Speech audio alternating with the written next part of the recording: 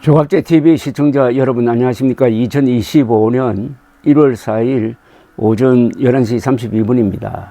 지금 진행 중인 윤석열 대통령 탄핵소추의 헌법재판소 심리에서 가장 중점적으로 다뤄질 것은 윤석열 대통령이 과연 헌법 수호 의지를 갖고 있느냐의 여부입니다. 그 기준이 되는 게 헌법 제69조 대통령이 취임할 때 맹세하는 그 문장입니다.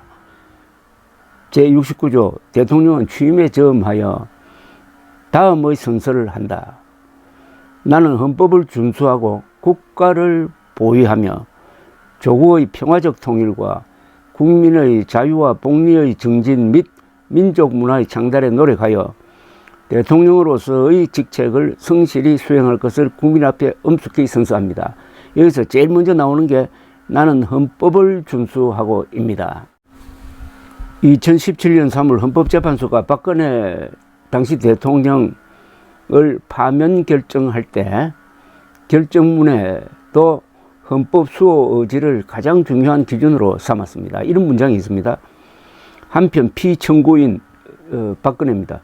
한편 피청구인 박근혜는 대국민 담화에서 진상규명에 최대한 협조하겠다고 하였으나 정작 검찰과 특별검사의 조사에 응하지 않았고 청와대에 대한 압수수색도 거부하였습니다.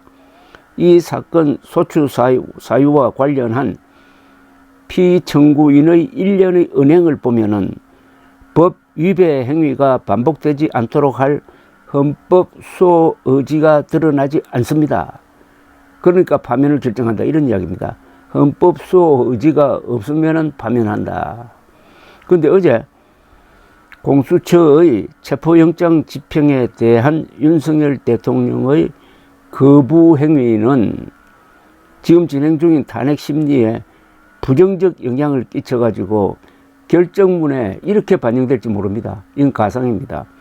한편 피청구인 윤석열은 계엄 사태에 대하여 법적 정치적 책임을 다질 것이라고 하였으나 정작 공수처의 출석 요구에 응하지 않았고 관저에 대한 수색 및 피청구인에 대한 체포영장 집행도 거부하였습니다.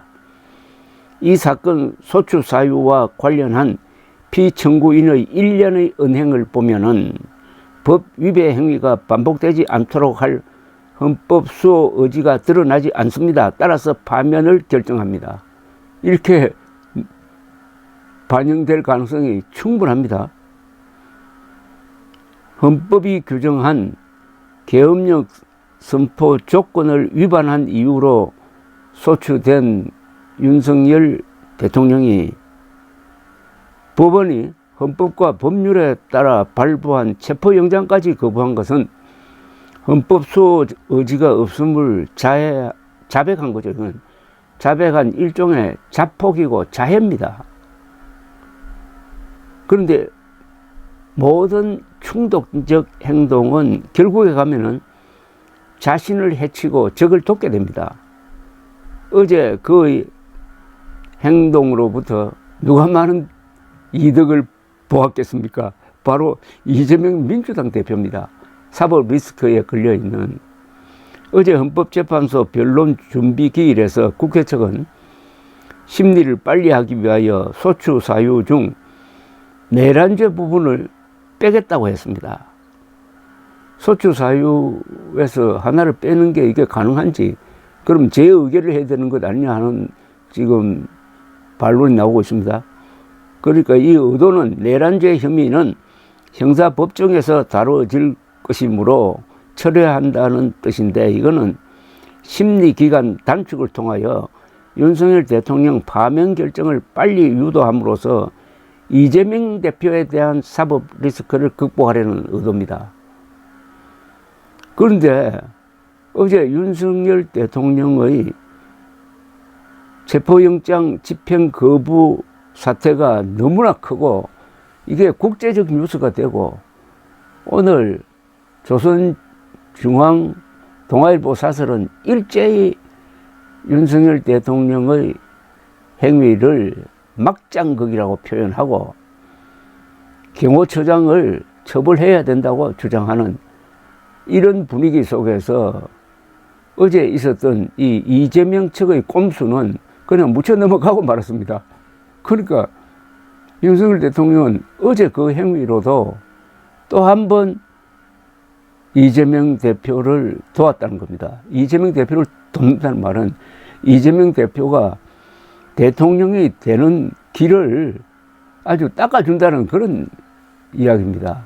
그렇다면은 결과론적으로 따진다면은 윤석열 대통령이야말로 이재명 캠프의 비밀 선거대책위원장 아닙니까? 윤석열 대통령은 12월 3일 계엄 선포로 1차 자폭을 하고 그리고 어제 용산구 한남동 대통령 관저를 둘러싸고 있었던 이 세계적 코미디, 어떻게 보면 대한민국의 그동안 쌓아 올린 국격을 하루아침에 무너뜨려 버리는 이런 막장극을 통해서 두 번째 자폭한 겁니다. 윤석열 대통령이